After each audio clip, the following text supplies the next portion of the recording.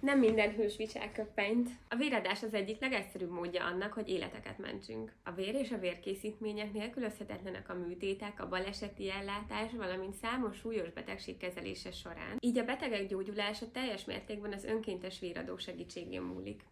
Magyarországon a férfiak évente legfeljebb 5-ször, a nők pedig évente legfeljebb 4-szer adhatnak vért, 2 véradás között pedig legalább 56 napnak kell eltelnie. Vért általában 18 és 65 év közötti legalább 50 kg testsúlyú egészséges személy adhat. A véradásból azonban ideiglenesen vagy véglegesen ki is zárhatnak valakit. Ideiglenes kizárók lehet például a láz, megfázás vagy egyéb fertőző betegség, az antibiotikumos kezelés, bizonyos gyógyszerek szedése, a közelmúltban történt műtét vagy fogászati beavatkozás, a tetoválás vagy piercing készítése, egyes védőoltások beadása, a terhesség vagy szoptatás időszaka, valamint az alacsony hemoglobin szint vagy egyéb egészségügyi eltérés. Bár Magyarországon becslések szerint több millió ember felelhet meg a véradás alapfeltételeinek, a lakosság csupán néhány százaléka ad rendszeresen vért.